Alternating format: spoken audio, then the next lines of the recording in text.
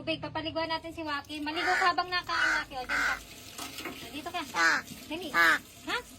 O, saan ka pupunta? Tara, Waki, dito. Dito, Waki. Halika. Halika dito. Waki, Dito. halika dito. Ayan. Dito ka. Dito, Waki. Dito. Halika dito. Dito ka. Dito.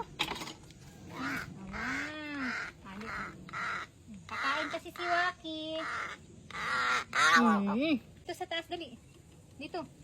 Dito sa taas. Dito sa taas. Dito sa taas. Dito. Yan. Very good, Waki. Ayan. Araw-araw natin siya iniisda, guys. Sira tubig mo. Ay, ang galing niya. Sira tubig mo. Wait lang, inom ka muna tubig. Dito, Waki. Halika. Naano kasi siya dito. Yan. Saan ka nagala? Gumala si Waki, guys. Naglipad-lipad siya dito sa mga puno kakain. Alam na, pag umuwi na si Waki, kakain na siya. So pag umaga, nandito lang siya sa labas. Hapon namin siya nilalagay sa kanyang bahay.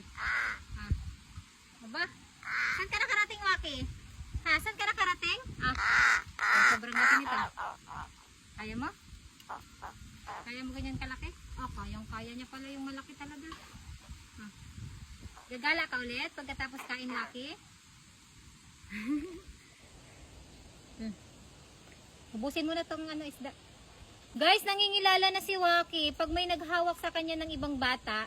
Kasi maraming bata na pumupunta dito. Pag may nahawakan siya, kinakagat niya. Nagano siya yung tumatayo yung balibo niya. Tapos tinutuka. Waki, marunong siya mangilala. Lilipad ka na naman. Gagala ka na naman. Sana naman ang gala mo? Aalis ka na naman, Waki? Aalis ka na? Oo, pumunta na sa kanyang bahay. Waki! Waki! Halika! Dito, Waki! Halika dito.